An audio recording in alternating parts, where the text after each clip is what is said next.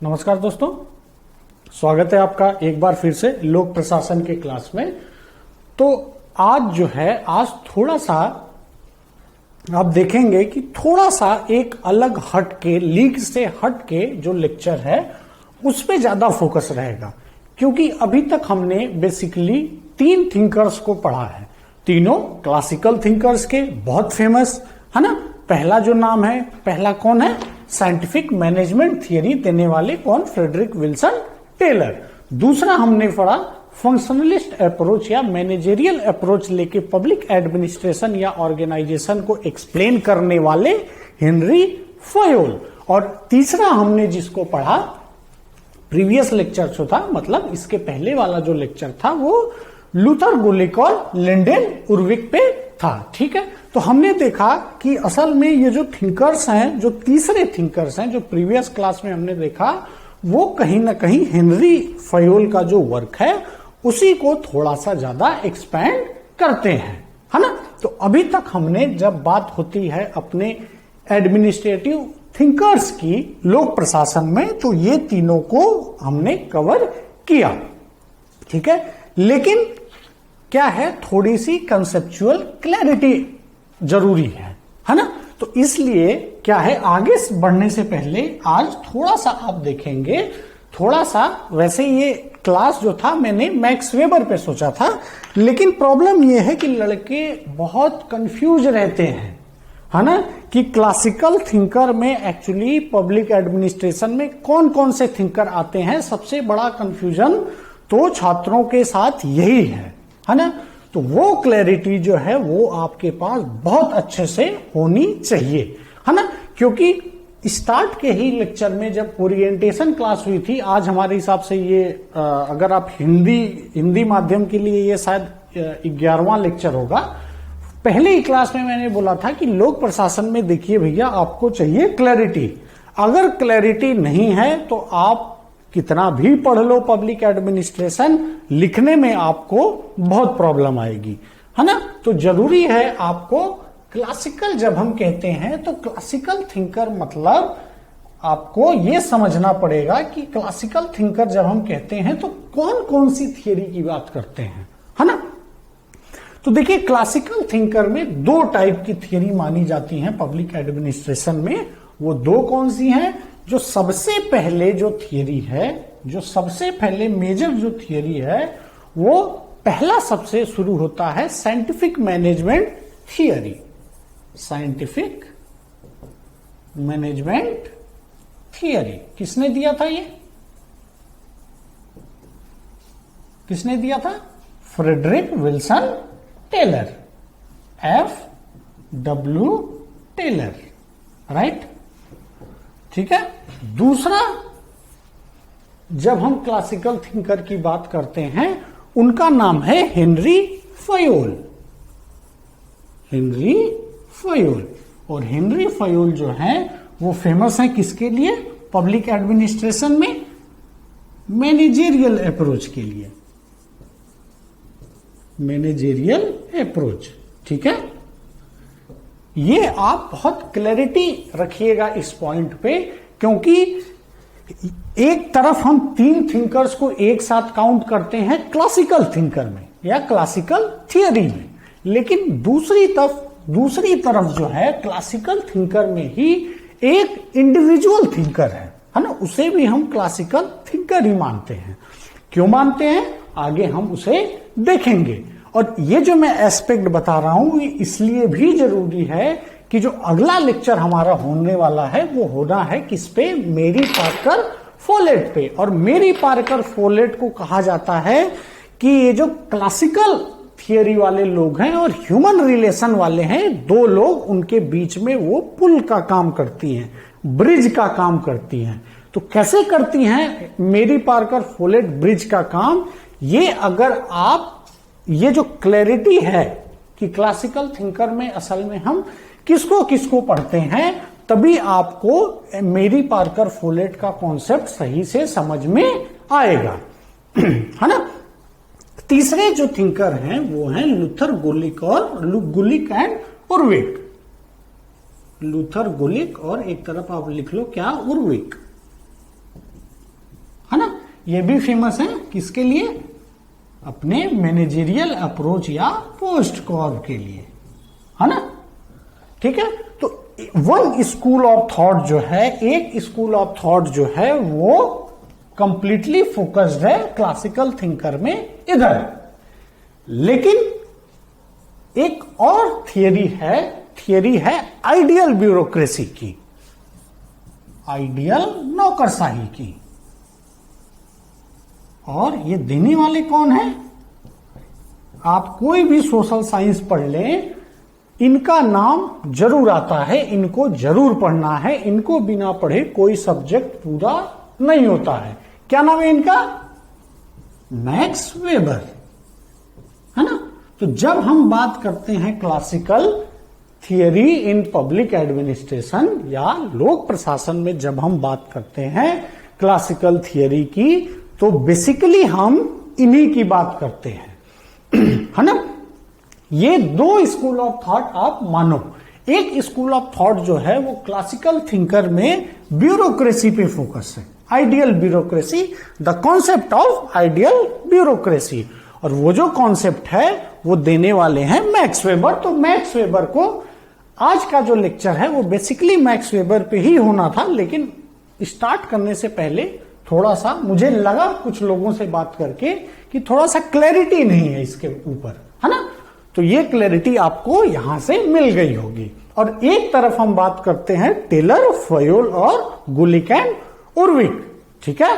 तो ये तो हो गया थोड़ा सा क्लासिकल थियरी के ऊपर।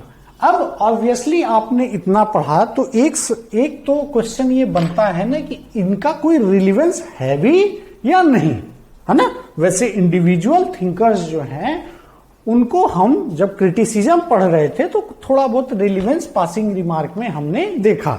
लेकिन क्या होता है जब एग्जाम देने आप जाएंगे तो कभी कभी होता यह है कि वो एक थिंकर को ना पूछ के ओवरऑल रिलेवेंस पूछ लेते हैं।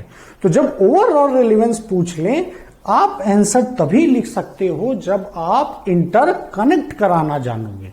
इंटरकनेक्ट जैसे हेनरी फयोल का कॉन्सेप्ट जो है उर्विक एंड गुलिक से कैसे मैच करता है या कैसे अपग्रेडेड वर्जन है ना? उसी तरह टेलर और हेनरी फयोल में क्या क्या कॉन्ट्राडिक्शन है या क्या क्या सिमिलैरिटी है। तो अगला जो एस्पेक्ट है वो हम देखेंगे, क्या? Relevance of classical theory. जो क्लासिकल सिद्धांत हैं उनका असल में कोई रिलेवेंस, कोई यूज है क्या? और ऐसा क्या किया क्लासिकल थिंकर्स ने लोक प्रशासन के एस्पेक्ट में या संगठन के एस्पेक्ट में कि इन्हें हम क्लासिकल थिंकर्स बोलते हैं। या आप रिलेवेंस न लिख के आप ऐसे लिख लो इनका एप्लीकेशन, वो ज्यादा अच्छा लगेगा। आप लिख लो एप्लीकेशन, है ना? आप क्या लिखो? Application of classical theory,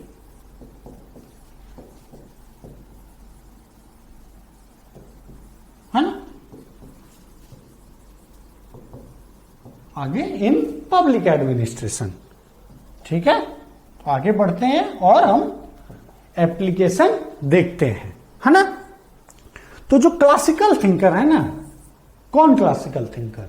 Henry Fayol हो गए, टेलर हो गए, वेबर हो गए या लूथर, गुलिक एंड लिंडेल उर्विक हो गए। जो भी क्लासिकल थिंकर में जिन्हें आप काउंट करो, आप चाहो तो और लोगों को भी कर सकते हो, जैसे मूले एंड रिले हो गए, है ना? ग्रेसुना हो गए। देखिए क्लासिकल थिंकर आपको पहली बार, है ना, वर्ल्ड हिस्ट्री में ये लोग पहले ऐसे लोग हैं जिन्होंने ऑर्गेनाइजेशन पे फोकस किया, है ना? किसी संगठन का स्ट्रक्चर कैसा हो, संगठन कैसे बनता है, आइडियल संगठन क्या होता है, ये पहले ऐसे हिस्ट्री के थिंकर हैं जिनका जो फोकस रहा यही रहा, है ना? ये अपने आप में एक बहुत यूनिक अचीवमेंट है। तो आप ये लिखिए, they were the first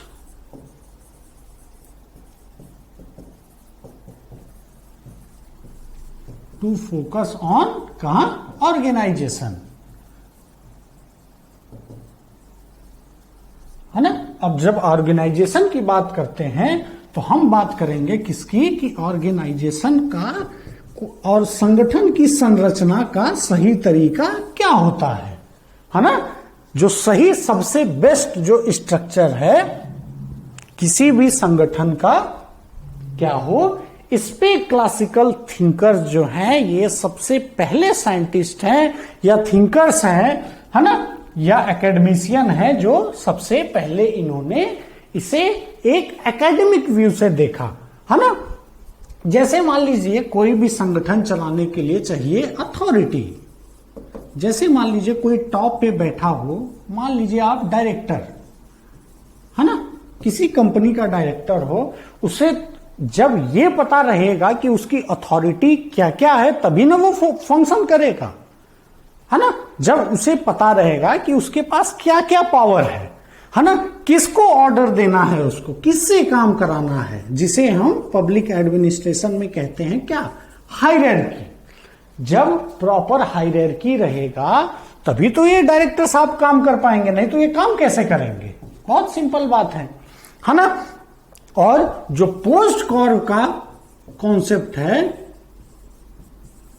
post कॉर्व का कहीं ना कहीं आप सीधे बोल सकते हो कि जो टॉप लेवल मैनेजमेंट है या जो संगठन में टॉप लेवल बैठा है, कहीं ना कहीं उसे यही तो करना पड़ता है।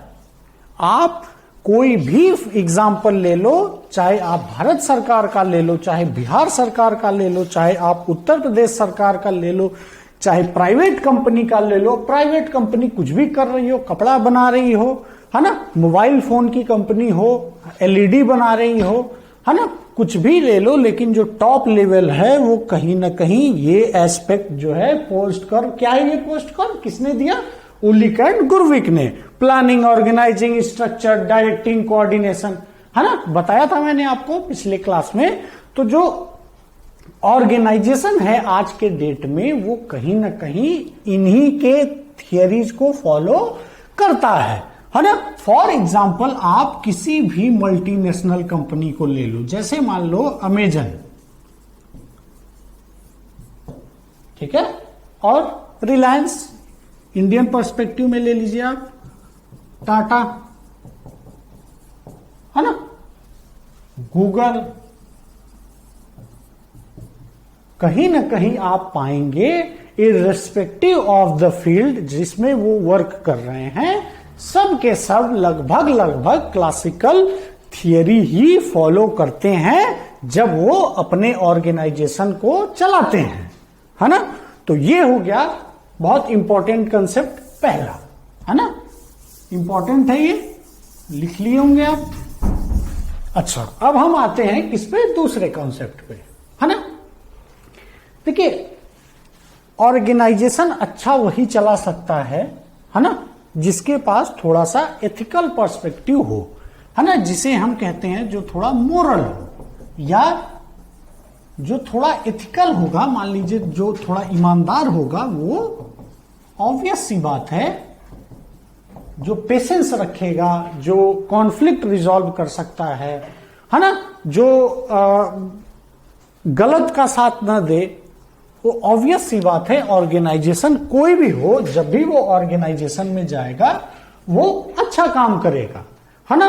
और आप पाएंगे कि आजकल के ऑर्गेनाइजेशन में ट्रेनिंग भी होता है, और एक बहुत फेमस ट्रेनिंग है जिसे बोलते हैं सेंसिटिव ट्रेनिंग। सेंसिटिव ट्रेनिंग में जैसे वर्क प्लेस में हरासमेंट नहीं होना चाहिए, है ना, डिसिप्लिन होना चाहिए, है ना, ठीक है, जो जिनके लिए हम सर्विस कर रहे हैं। देखिए, चूंकि आप पब्लिक एडमिनिस्ट्रेशन पढ़ रहे हो तो ये ज्यादा जरूरी है कि आप जो है गवर्नमेंट के एस्पेक्ट में ज्यादा बात करें, गवर्नेंस के एस्पेक्ट में बजाय गवर्नमेंट के गवर्नेंस लिखिए आप, वो ज्यादा अच्छा लगता है, ठीक है। तो जब आप खुद ही सेलेक्ट होके जाएंगे तो आपको खुद ही पढ़ाया जाएगा कि इंपैथी होना चाहिए, है ना, क्योंकि अल्टीमेटली सरकार मिडिल क्लास गरीबों के लिए ही ज्यादा काम करती है। जो योजना चलती है मोस्टली उन्हीं के लिए चलती है ना। तो सरकार जो है ये ट्रेनिंग देके आपको क्या सिखाती है, इंपैथी डेवलप करती है, कॉम्पैशन डेवलप करती है और हेनरी फयोल जो है, हेनरी फयोल उन्होंने तो बहुत पहले ही अपने बुक में लिख दिया कि एडमिनिस्ट्रेटर जो है अच्छा वही होगा जिसके अंदर क्या हो, मोरालिटी एस्पेक्ट हो। ठीक है, तो जब क्वेश्चन आए पब्लिक एडमिनिस्ट्रेशन में एडमिनिस्ट्रेटिव एथिक्स का, तो आप हमेशा ये एग्जाम्पल देना जो ट्रेनिंग दी जाती है आज के डेट में, और वहां पे आप इसको लिंक करना किससे, हेनरी फयोल से, है ना। किससे लिंक करोगे आप, हेनरी फयोल से। ठीक है, ये तो हो गया इनका दूसरा मेजर एप्लीकेशन। अब हम आते हैं तीसरे पे, है ना। तीसरा, एक क्लासिकल थिंकर्स जो है हमारे, एक उनका प्रिंसिपल है ना। आप कहीं भी देख लो आज के डेट में, चाहे कोई ऑर्गेनाइजेशन बड़ा हो छोटा हो, इवन आप फैमिली में भी देखना, ये प्रॉब्लम आज तक रिजॉल्व करना बड़ा मुश्किल काम है। चाहे परिवार से ही शुरू होता है ये प्रॉब्लम, है ना। आपको हर जगह ये मिलेगी, स्कूल में मिलेगी, कॉलेज में मिलेगी, आप जॉब करने जाओगे वहां मिलेगी, है ना। वो प्रॉब्लम है कोऑर्डिनेशन की। जो गुलिक एंड उर्विक है ना, गुलिक एंड उर्विक का मेजर फोकस यही रहा है। और ये असल में ये जो कॉन्सेप्ट आया है कोऑर्डिनेशन का, ये आया है, ओरिजिनल कॉन्सेप्ट है ये मूने एंड रिले का। और ये कौन थे मूने एंड रिले? दो सीनियर एग्जीक्यूटिव थे, किस कंपनी के? उस समय अमेरिका में, आज भी है, उतनी फेमस नहीं है आज, उस समय बहुत फेमस कंपनी थी, जनरल मोटर्स, है ना। जनरल मोटर्स के ये एग्जीक्यूटिव थे, सीनियर पोजीशन पे थे। इन्होंने पाया कि सबसे मेन प्रॉब्लम जो किसी भी संगठन में है वो कोऑर्डिनेशन की है। और ये बात ये लगभग कह रहे थे 1910 में, आज हो गया 2021, है ना। लगभग 120 साल बाद भी ये बात एकदम वहीं की वहीं स्टैंड करती है।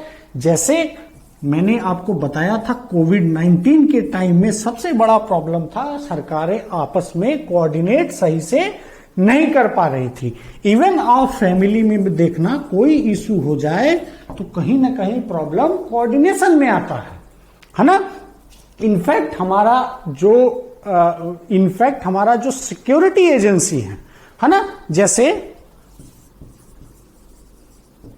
जैसे मान लीजिए एनआईए है ना, एक तरफ स्टेट पुलिस है, एक तरफ सीबीआई है ना, एक तरफ पैरामिलिट्री है, एक तरफ आर्मी है। ठीक है, आप देखना जब अटैक होता है, मान लीजिए जैसे बॉर्डर पे हो गया जम्मू कश्मीर में, या इंटरनल भी कहीं अटैक हो गया, तो आप हमेशा इनके बीच में आप देखोगे थोड़ा सा कोऑर्डिनेशन प्रॉब्लम आपको दिखेगी, है ना। कुछ सीबीआई जांच कर रहा है, किसी को एनआईए जांच कर रहा है, पुलिस भी लगी हुई है उसी में, बजाय एक एजेंसी के बहुत सारी एजेंसी। हालांकि शुरुआत तो लोकल पुलिस से होती है, लेकिन धीरे धीरे वो बढ़ते बढ़ते ऊपर जाते जाते तक प्रॉब्लम शुरू हो जाता है, कौन सा? कोऑर्डिनेशन। तो कोऑर्डिनेशन जो है वो आज भी एक बहुत relevant problem in Indian administration है। और इंडियन एडमिनिस्ट्रेशन तो बहुत फेमस है अपने रिजिडिटी के लिए। रिजिडिटी मतलब कठोरता, बाहर से कोई आइडिया जल्दी एडॉप्ट नहीं करते, है ना। और ऑब्वियस सी बात है, जब रिजिड रहेंगे तो कोऑर्डिनेशन की आप कोशिश करोगे तो थोड़ा सा प्रॉब्लम तो होगा ही, है ना। तो ये तो इनका है तीसरा बहुत इंपॉर्टेंट रेलिवेंस। ठीक है, अब हम आते हैं फोर्थ पॉइंट पे, है ना। और आप लिखते ही जा रहे होंगे सब, मुझे उम्मीद है आप लिखते जाओ। लिखोगे तो अच्छी बात है ना। नहीं भी लिखोगे आप नोट्स ले सकते हैं, लेकिन लिखेंगे तो ज्यादा अच्छा रहेगा, है ना। अच्छा, ये कौन सा है? चौथा देखिए क्या है। एक इनका क्लासिकल थिंकर्स के बारे में एक बहुत फेमस क्रिटिसिज्म है कि इन्होंने ह्यूमन के बारे में नहीं सोचा।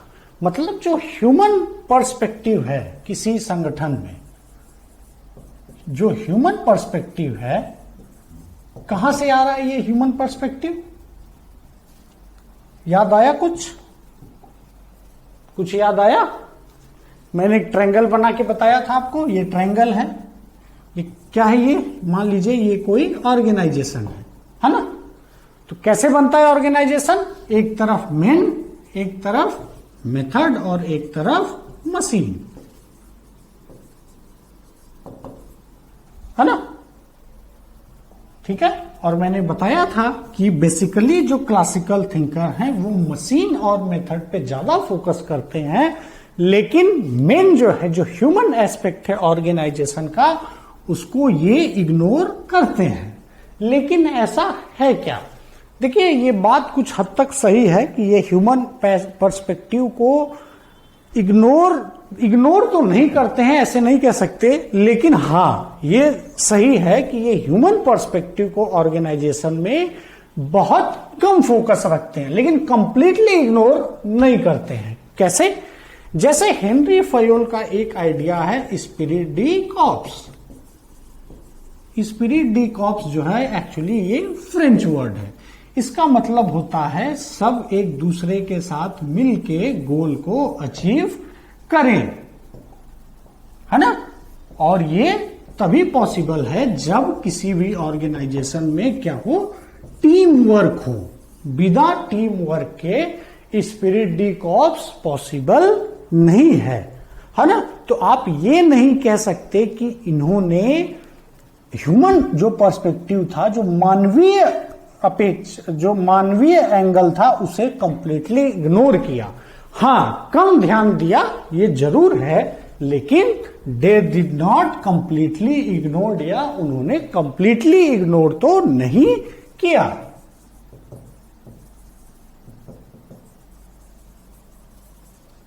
ठीक है।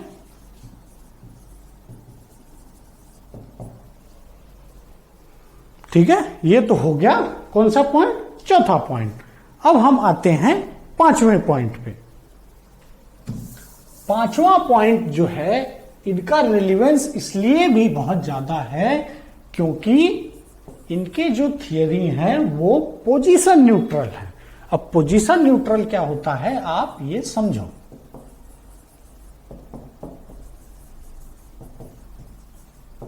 है ना?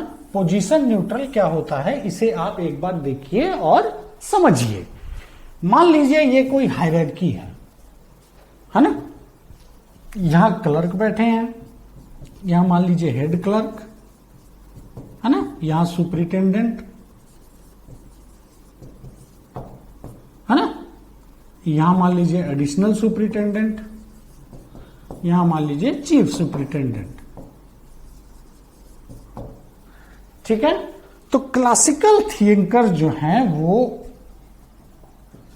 पोजीशन न्यूट्रल इसलिए है, कहने का मतलब मान लीजिए एक पोजीशन है एडिशनल सुपरिटेंडेंट, ठीक है? कल को मान लीजिए आप आके इस जगह बैठ जाते हैं, है ना? तो क्लासिकल थिंकर्स के जितने प्रिंसिपल हैं, hierarchy, span of control, unity of command, authority with responsibility, सब आप फॉलो करेंगे। ठीक है। मान लीजिए आप बन जाते हैं क्या?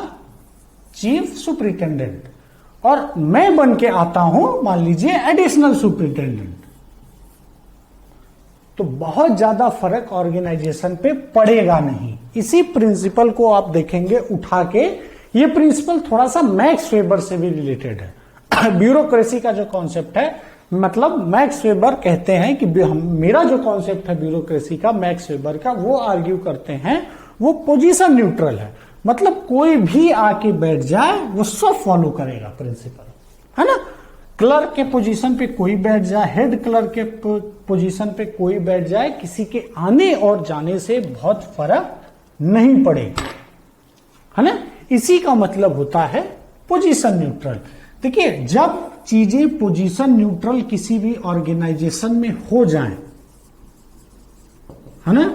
जब किसी ऑर्गेनाइजेशन में पोजीशन न्यूट्रल एस्पेक्ट हो, तो ऑब्वियस सी बात है वो इम्पार्शियल होके काम कर सकता है ना। इम्पार्शियलिटी का जो एस्पेक्ट है वो ज्यादा आपको दिखेगा, है ना। मतलब वो सबके लिए प्रॉपर बराबर काम करेगा। और ये इंडियन ब्यूरोक्रेसी में, या आप ऐसे कह लीजिए इंडियन सिस्टम में, जहां इतने सारे ग्रुप हैं लेकिन रिसोर्स कम है सरकार के पास, ऐसा थियरी हमें चाहिए जो पोजीशन न्यूट्रल हो, है ना। क्योंकि कोई योजना है, ऑब्वियस सी बात है, डिमांड करने वाले बहुत लोग हो जाएंगे। तो ये एक बहुत अच्छा इनका एप्लीकेशन इंडियन पर्सपेक्टिव में है। ठीक है, अब हम बढ़ते हैं आगे और देखते हैं छठवां एस्पेक्ट। छठवां एस्पेक्ट सबसे अच्छा है, थोड़ा सा फिलोसॉफिकल है ना। लेकिन अभी इस एस्पेक्ट पे न तो यूपीएससी पहुंची है, न ही आपके ऐसे पीसीएस के कोई स्टेट पहुंचे हैं जहां पे पब्लिक एडमिनिस्ट्रेशन एक ऑप्शनल है, जैसे यूपी, बिहार, हरियाणा, है ना, इवन तमिलनाडु। ठीक है, तो फिलोसॉफिकल एस्पेक्ट है ये। देखिए, आइडियोलॉजी जो वर्ल्ड वॉर 2 होता है या 1 होता है, 1 के बाद धीरे धीरे सेपरेशन होता है।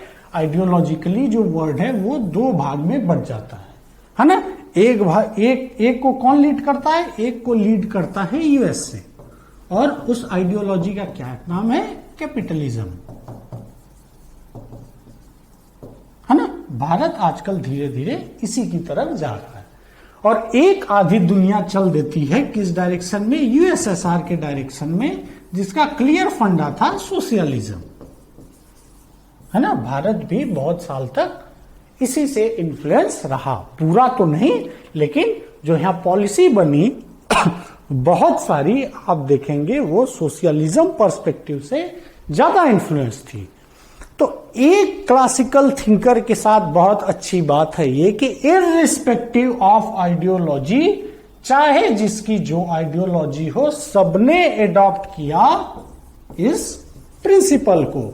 All adopted classical theories. और ऐसे आपको बहुत कम मिलेंगे, स्पेशली सोशल साइंस के दुनिया में, साइंटिस्ट जिनका एप्लीकेशन दोनों आइडियोलॉजी में रहा हो। आप चाहो तो तीसरा भी कुछ लिख लो, लेकिन कोई भी आइडियोलॉजी हो, सबने क्लासिकल थिंकर्स के कॉन्सेप्ट को इररिस्पेक्टिव ऑफ आइडियोलॉजी एक्सेप्ट किया। जैसे फॉर एग्जाम्पल आप कंसीडर करिए किसे? फ्रेडरिक विल्सन टेलर को, है ना।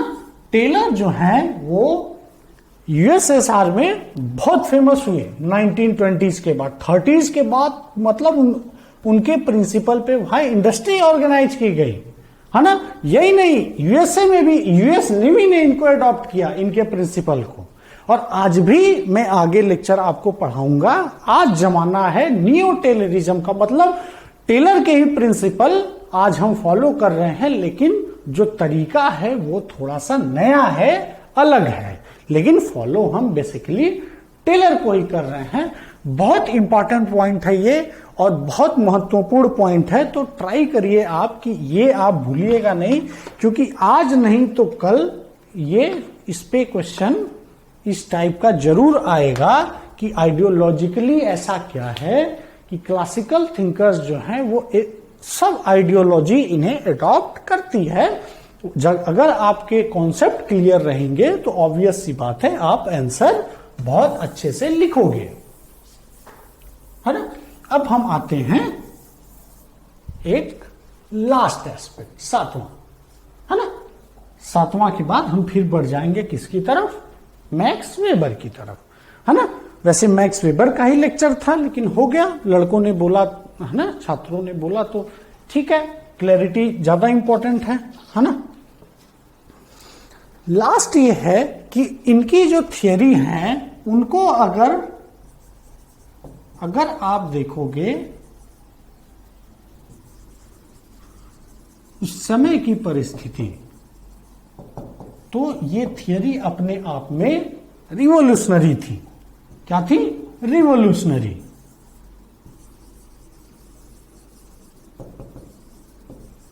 है ना? आज हमें लग सकता है, आज अगर इन थियरी को देखो तो आपको लग सकता है कि बहुत कॉमन सेंस की बात है, और ऐसा आगे चल के 1940s और 50s में बहुत सारे थिंकर हुए जो ये बात कहते थे कि क्लासिकल थिंकर्स जो बोलते हैं बहुत कॉमन सेंस की बात है।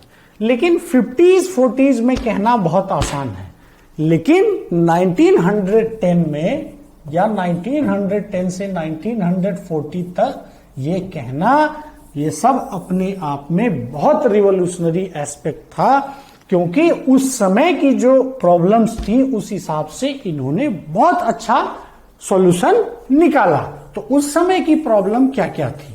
तो जो सबसे बड़ी प्रॉब्लम थी वो थी इंडस्ट्री में कॉन्फ्लिक्ट, क्योंकि इंडस्ट्रियल रिवॉल्यूशन का इरा था। इंडस्ट्रियल रिवॉल्यूशन का इरा उस समय अमेरिका में था, और ऑब्वियस सी बात है जब इंडस्ट्रियल रिवॉल्यूशन का इरा होगा तो वर्कर और मैनेजमेंट के बीच में क्या होगा? कॉन्फ्लिक्ट होगा, है ना? कॉन्फ्लिक्ट होने से क्या होता था? इनइफिशियंसी बहुत बढ़ गई थी। अकेले कॉन्फ्लिक्ट से मत समझो आप, जहां कॉन्फ्लिक्ट नहीं भी था वहां इनइफिशियंसी बहुत ज्यादा हो गई थी, है ना? मतलब ये मेजर कंप्लेन था कि जो फैक्ट्रियां हैं वो प्रॉपर आउटपुट नहीं कर पा रही हैं, है ना? इनफैक्ट देखिए, हेनरी फयोल किस लिए फेमस है? क्योंकि उन्होंने एक डूबती कंपनी को प्रॉफिट में ला दिया, है ना? टेलर किस लिए फेमस है? एक डूबती कंपनी को प्रॉफिट में ला दिया, एक एवरेज टाइप की कंपनी को इन्होंने उसका नक्शा बदल दिया। तो कहीं ना कहीं इन्होंने इनइफिशियंसी वाली जो प्रॉब्लम है उसको सॉल्व किया, है ना? और रूल ऑफ थंब बार बार मैंने बताया है, उसे बताने की बार बार जरूरत है नहीं। एक मेजर प्रॉब्लम था इंडस्ट्री में, क्या? Rule of thumb. तो रूल ऑफ थंब का जो एस्पेक्ट है उसे इन्होंने सॉल्व किया, है ना? तो ये तो था इनका एप्लीकेशन, 7 एप्लीकेशन था, इंपॉर्टेंट था, है ना?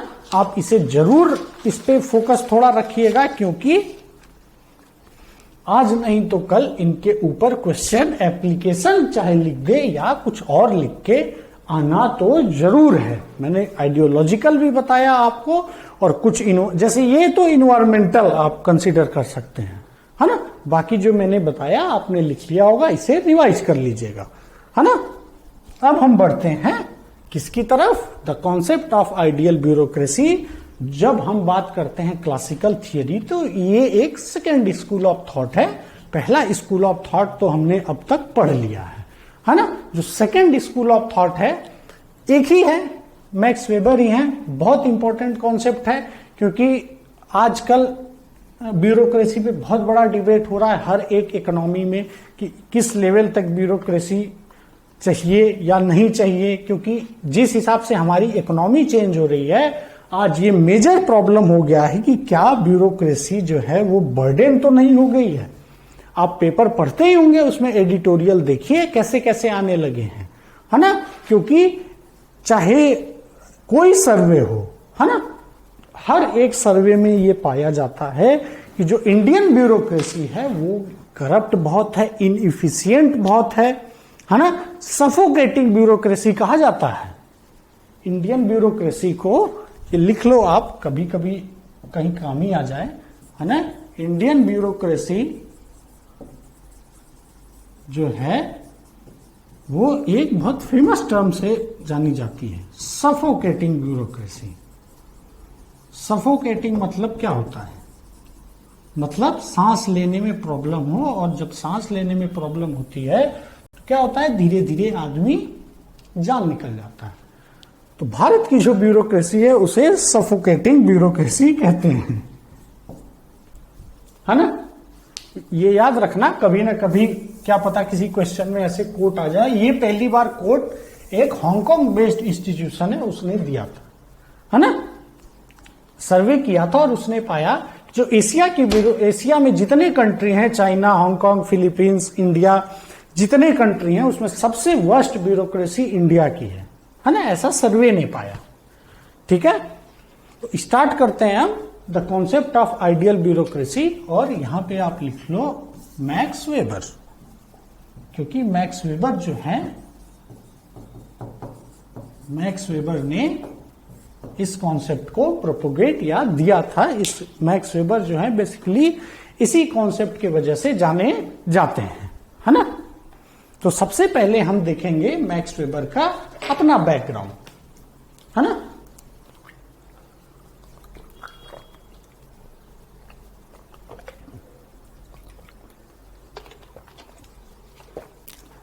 क्योंकि किसी साइंटिस्ट को समझना है तो सबसे पहले आपको समझना पड़ेगा क्या, उस साइंटिस्ट का बैकग्राउंड। तो बैकग्राउंड ऑफ मैक्स वेबर,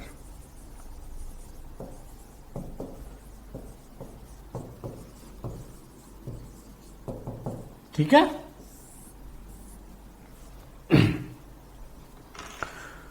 क्योंकि आप अगर थोड़ा सा बैकग्राउंड को समझ में आ गया आपको, तो थोड़ा बहुत आप आइडिया निकाल लेंगे कि मैक्स वेबर ने ऐसी थियरी क्यों दी थी, है ना।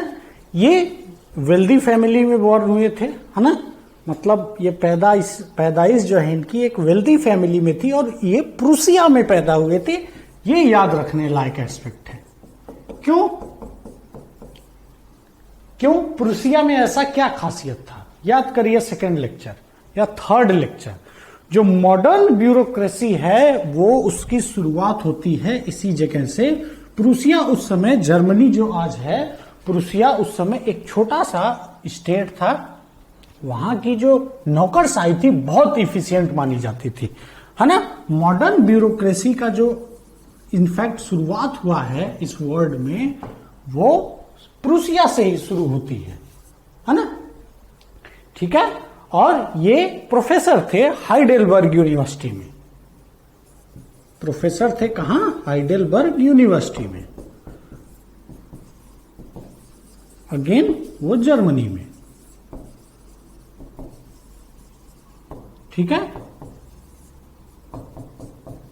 लेकिन ये सोशियोलॉजी में बहुत इंटरेस्टेड उस समय तक नहीं थे। ये निकला है कॉन्सेप्ट सोशियोलॉजी से, है ना।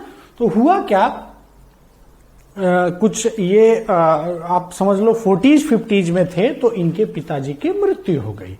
तो मैक्स वेबर को उससे इतना धक्का लगा कि उन्होंने 20 साल तक, पहले तो ये छोड़ा, प्रोफेसरशिप छोड़ी, उसके बाद 20 साल तक कुछ पढ़ाया ही नहीं, है ना। कुछ नहीं पढ़ाया, 20 साल एकदम दूर रहे। 20 साल बाद फिर एंट्री मारते हैं एकेडमिक्स की दुनिया में, और इस बार वो उठाते हैं क्या, सोशियोलॉजी। वो उठाते हैं सोशियोलॉजी। वैसे मैक्स वेबर को आप अकेले एक जगह सोशियोलॉजी से बाइंड नहीं कर सकते, क्योंकि मैक्स वेबर का इंटरेस्ट जो है वो सोशियोलॉजी में था, फिलॉसफी में था, है ना, बायोलॉजी में था, बहुत सारे सब्जेक्ट में ये इंटरेस्टेड थे, है ना। और ये सोशियोलॉजी उठाते हैं और ये स्टडी करते हैं, किसकी स्टडी करते हैं, ये पावर और अथॉरिटी की। जो सोसाइटी है उसमें पावर और अथॉरिटी की स्टडी किया इन्होंने, और वहीं से निकल के आया कॉन्सेप्ट ऑफ क्या, ब्यूरोक्रेसी। जो ब्यूरोक्रेसी का कॉन्सेप्ट है, मैक्स वेबर, ठीक है, जब सोशियोलॉजी में इंटरेस्टेड हुए तो उन्होंने पढ़ाई शुरू किया, किसमें, उन्होंने पढ़ाई शुरू किया पावर एंड अथॉरिटी। जो समाज में पावर एंड अथॉरिटी का फंडा है वो कैसे चलता है, और वहीं से इन्होंने निकाला इस कॉन्सेप्ट को या दिया, जिसे कहते हैं ब्यूरोक्रेसी। और जो मैक्स वेबर हैं वो अमर हो गए इस कॉन्सेप्ट से। किस कॉन्सेप्ट से, ब्यूरोक्रेसी के कॉन्सेप्ट से, ठीक है। और एक एस्पेक्ट थोड़ा सा, मैक्स वेबर ये मान के चलते थे या ये बिलीव करते थे कि जो रियल नॉलेज है वो एक्सपेरिमेंट करके नहीं आता है, वो आता है एक्सपीरियंस और ऑब्जर्वेशन से।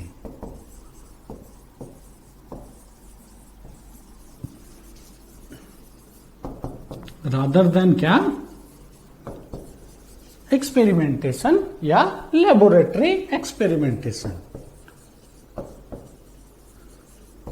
मैक्स वेबर जो हैं ये ऐसा मानते थे कि जो रियल नॉलेज एडॉप्ट करना है आपको, तो उसके लिए आपको लेबोरेटरी में जाने से ज्यादा इंपॉर्टेंट है आप एक्सपीरियंस करो उस चीजों को, ऑब्जर्व करिए, है ना।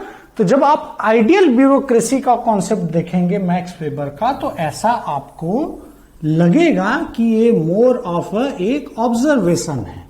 लेकिन वही ऑब्जर्वेशन इतनी सटीक निकली कि आगे चल के ये ऐसा कॉन्सेप्ट बन गया कि इस कॉन्सेप्ट को तोड़ने वाला सही से आज तक कोई साइंटिस्ट हुआ ही नहीं, है ना।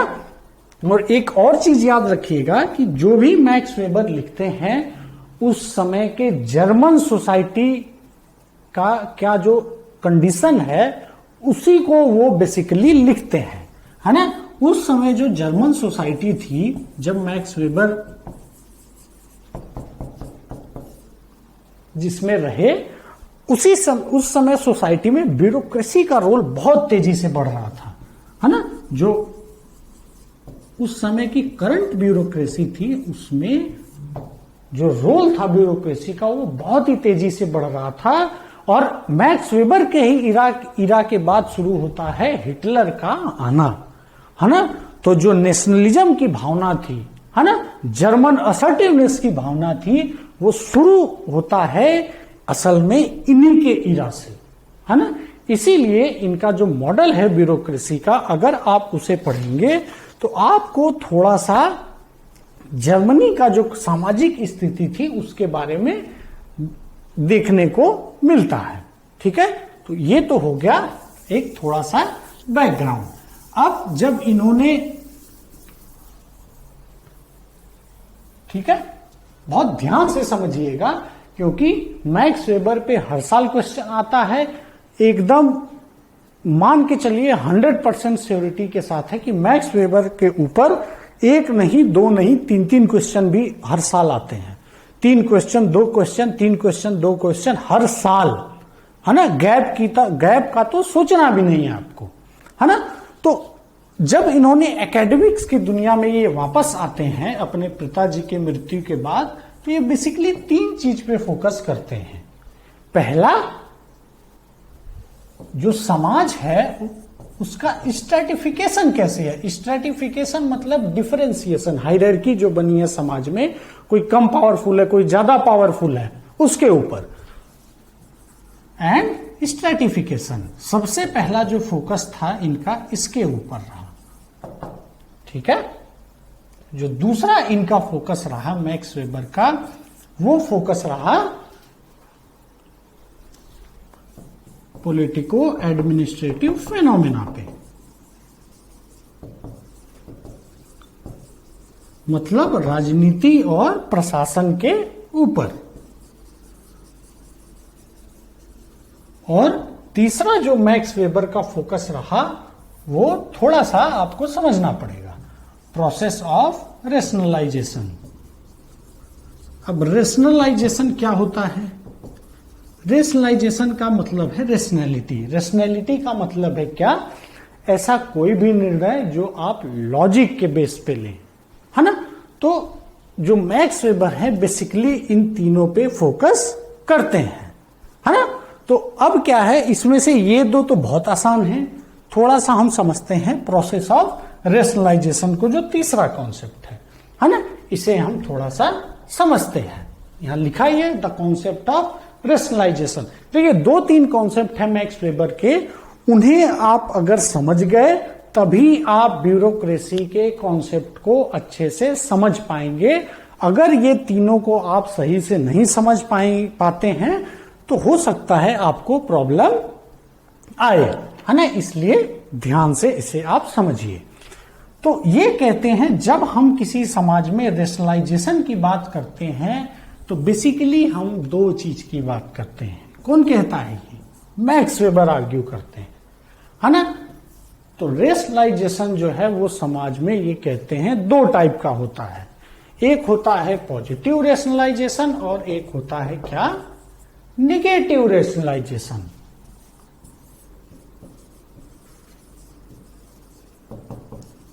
एक होता है पॉजिटिव रेशनलाइजेशन और एक होता है क्या, निगेटिव रेशनलाइजेशन।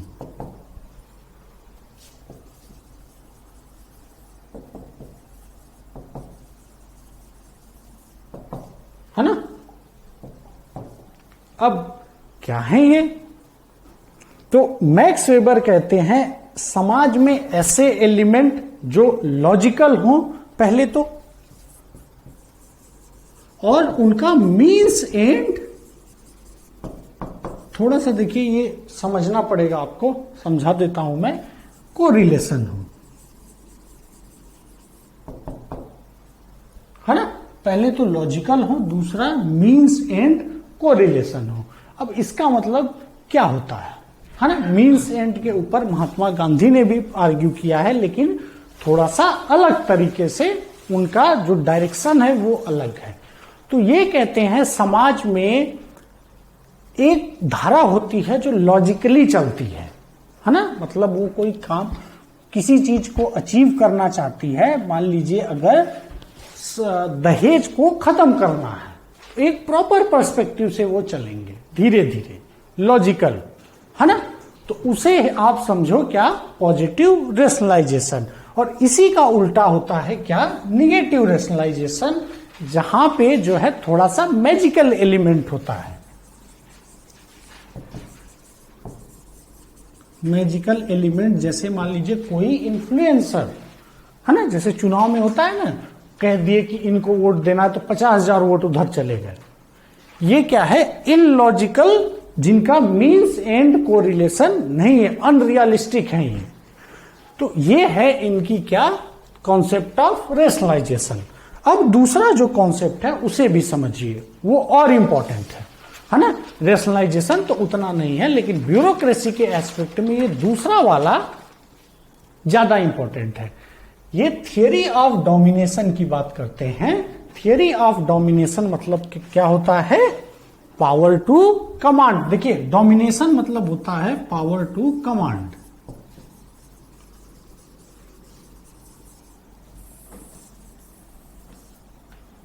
है ना। मतलब एक सिंपल भाषा में अपनी बात कहना, अपनी पावर को एक्सरसाइज करना, है ना। और पावर तभी एक्सरसाइज होगा जब आपके पास अथॉरिटी हो, है ना। तो पावर का सीधे सीधे रिलेशन है अथॉरिटी से। अगर आपके पास अथॉरिटी नहीं है तो पावर नहीं होगी, पावर है तो ऑब्वियस बात है अथॉरिटी होगी। लेकिन ऐसा भी हो सकता है कि अथॉरिटी है लेकिन उसे आप असर्ट नहीं कर पा रहे हैं या पावर दिखा नहीं पा रहे हैं, है ना। तो अथॉरिटी के बारे में तो ये लिखते भी हैं, इसको ये डिफाइन भी करते हैं। एक बात याद रखिएगा, बहुत सारी चीजों को ये डिफाइन करेंगे लेकिन ब्यूरोक्रेसी को ही नहीं डिफाइन करेंगे। मतलब जो मेन कॉन्सेप्ट है उसको डिफाइन नहीं करते हैं ये, बाकी सबको ये लगभग डिफाइन कर देते हैं, है ना। तो ये कहते हैं authority is the legitimate exercise of power. यहां पे एक वर्ड बड़ा इंपॉर्टेंट है, अथॉरिटी इज द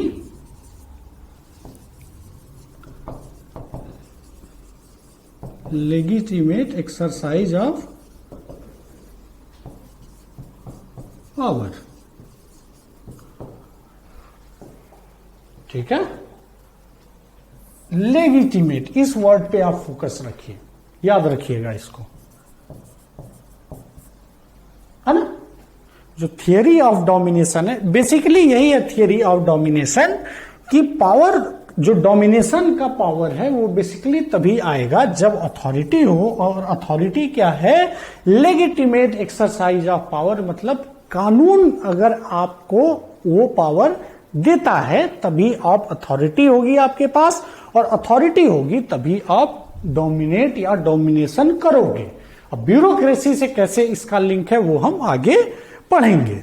अब एक कॉन्सेप्ट जिसपे क्वेश्चन आ सकता है कि वेबर ने, मैक्स वेबर ने अपना जो ब्यूरोक्रेसी का मॉडल बनाया उसमें कौन सा इन्होंने मेथड कौन सा यूज किया है ना। तो याद रखिएगा, कंफ्यूज नहीं होना है, उसे हम कहते हैं ideal type methodology, ideal type method या मेथडोलॉजी, आइडियल टाइप मतलब ये खुद आर्ग्यू करते हैं। कौन आर्ग्यू करता है? मैक्स वेबर, कि जो इनका ब्यूरोक्रेसी का आइडिया है ये एक मेंटल कॉन्स्ट्रक्ट है, मतलब अपने मन से सोच के बनाया हुआ एक कॉन्सेप्ट है, खुद एक मेंटल कंस्ट्रक्ट है ना। और ये खुद कहते हैं कि एक वन साइडेड व्यू है। ये ऐसा मैक्स वेबर ने खुद लिखा है अपने बुक में, है ना। और ये रियलिटी से दूर है, यूटोपियन है। मतलब मैक्स वेबर ने बोला कि ऐसा रियलिटी में नहीं हो सकता है, और ये एक आइडियलिस्टिक मॉडल है, मतलब ऐसा होना चाहिए। इस पे मैक्स वेबर ने ज्यादा फोकस किया बजाय इसके कि कैसा है। तो जब भी क्वेश्चन आए, और ये आएगा जरूर, है ना, क्योंकि बहुत सारी बुक हैं जिनमें ये वाला पर्सपेक्टिव एक्सप्लेन नहीं किया हुआ है, तो याद रखिएगा जब बात करेंगे मेथड की, तो मेथड जो मैक्स वेबर ने यूज किया है ब्यूरोक्रेसी को बनाने में, वो है आइडियल टाइप मेथडोलॉजी या आइडियल टाइप मेथड।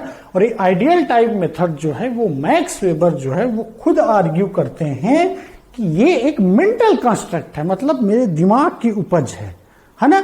और ये थोड़ा सा अनरियलिस्टिक है, इलॉजिकल है, और ये आइडियलिस्टिक है, ऐसा आपको रियलिटी में देखने को नहीं मिलेगा, है ना। फिर हम अब आते हैं एक लास्ट कॉन्सेप्ट, वही थियरी ऑफ डोमिनेशन को थोड़ा सा और देख लेते हैं, उसके बाद सीधे हम चलेंगे ब्यूरोक्रेसी के कॉन्सेप्ट पे, है ना।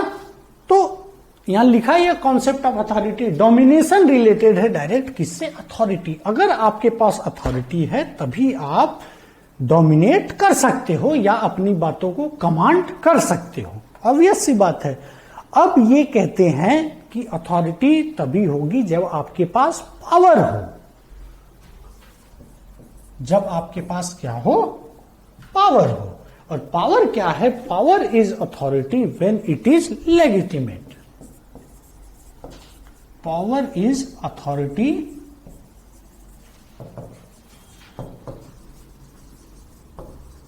when it is legitimate, है ना। तो अब आप समझो, जो डोमिनेशन का कॉन्सेप्ट है वो रिलेटेड है किससे? अथॉरिटी से। और अथॉरिटी होने के लिए आपके पास होना चाहिए क्या? पावर। और पावर जो है वो तभी आप एक्सरसाइज करोगे जब वो लेजिटिमेसी, मतलब कानूनन जो है वो प्रूव हो जाए कि आपके पास ऐसा पावर है। तो जो मैक्स वेबर का फोकस है इसी के ऊपर है। शुरुआत ब्यूरोक्रेसी की यहीं से वो रखते हैं न्यू। क्या कहते हैं वो कहते हैं जो लेजिटिमेसी है वो 3 टाइप से आती है ना। अब हम पूरा मिटा के सीधे आते हैं इसी पे, लेजिटिमेसी जो है वो कैसे आती है ना। लेजिटिमेसी है जो है वो कैसे आती है? तो वो 3 टाइप के फॉर्म आर्ग्यू करते हैं, है ना। कभी कभी क्या होता है, कस्टम से लेजिटिमेसी आती है। कस्टम मान लीजिए एक हमारे समाज में ये कस्टम है कि जो पिता होता है उसकी बात लोग ज्यादा मानते हैं या उसकी बात को एज अ लॉ फॉलो करते हैं। तो क्या है ये? कस्टम है ना, या आप कह लो ऐसा ट्रेडिशन है, ठीक है। वहां से आई लेजिटिमेसी, ऑब्वियसली ये लेजिटिमेसी आई तो थोड़ी सी पावर आ गई। आपके पिता ने अगर आपको बोला कि नहीं ये काम नहीं करना है तो आप नहीं करोगे, है ना। ये भी तो पावर ही है। दूसरा जो है वो है कल्चर, है ना। ये थोड़ा ग्रुप फेनोमेना से ज्यादा रिलेटेड है ना। जैसे जो शादी करने का जो मैरिज का कल्चर है अलग अलग धर्म में आप देखेंगे अलग है। तो वो जो है वो जो प्रेशर है जिसे वो फॉलो करते हैं, जो अपने धर्म की बातों को फॉलो करते हुए मैरिज करते हैं, वो बेसिकली कहां से आ रहा है? वो कस्टम कल्चर से आ रहा है ना। तो ये भी एक मीडियम है लेगिटिमेसी का, है ना। और ऑब्वियसली बात है, जब लेगिटिमेसी आ गई तो वो आ जाएगा पावर, है ना। रियल एक्सरसाइज तो पावर का तभी होता है। और एक तीसरा जो है वो कहते हैं आता है लॉ से। लॉ जो है एक मॉडर्न आइडिया है, वो है कानून से, ठीक है। और वेबर जो है वो आर्ग्यू करते हैं कि जो ब्यूरोक्रेसी है वो यहीं से निकलती है।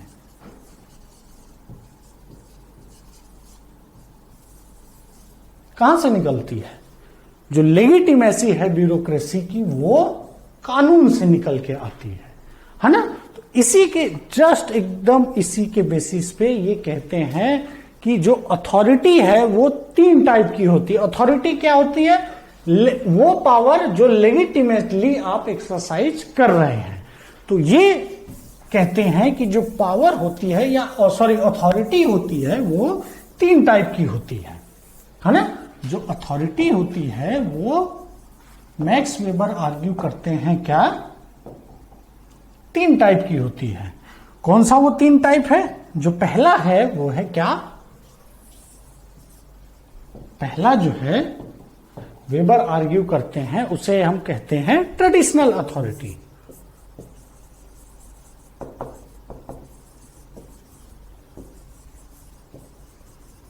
ठीक है। दूसरा जो है वो है कैरिज्मेटिक अथॉरिटी।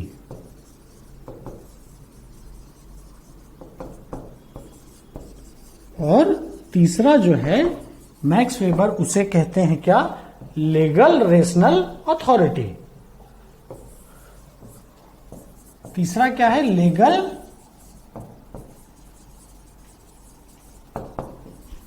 Rational authority. देखिए ये जो कॉन्सेप्ट है इसके पहले मैंने जो आपको बताया उसी से सीधे सीधे इसका लिंक है ना। तो कंफ्यूज नहीं होना है आपको। तो traditional authority max weber argue करते हैं, ट्रेडिशनल अथॉरिटी जो है वो बेसिकली लोग इसलिए मानते हैं क्योंकि ये ट्रेडिशन से आता है। जैसे बताया मैंने आपको कि किसी भी परिवार में पिता का जो रोल है वो ज्यादा उसकी बात लोग सुनते हैं। Charismatic authority max weber argue करते हैं इसमें मैजिकल एलिमेंट होता है, इन्फ्लुएंस हो जाते हैं लोग। याद करिए कौन सा कॉन्सेप्ट? रेशनलाइजेशन का कॉन्सेप्ट, कॉन्सेप्ट ऑफ रेशनलाइजेशन। जो निगेटिव रेशनलाइजेशन है वो बेसिकली यही है ना। जैसे बाबा हो गए कोई, जैसे गौतम बुद्ध हो गए, है ना, जैसे महात्मा गांधी हो गए, और आज के डेट में कौन है? नरेंद्र मोदी जी, प्राइम मिनिस्टर हमारे। उनके अंदर जो है लोग उनसे इन्फ्लुएंस होके भी उनकी बातों को सुनते हैं। और जो लीगल रेशनल अथॉरिटी है मैक्स वेबर आर्ग्यू करते हैं ये कानून से निकल के आती है, जैसे कॉन्स्टिट्यूशन ऑफ इंडिया, है ना। और यहीं से निकल के आती है क्या? ब्यूरोक्रेसी। यहीं से निकल के आती है क्या? ब्यूरोक्रेसी। ठीक है ना।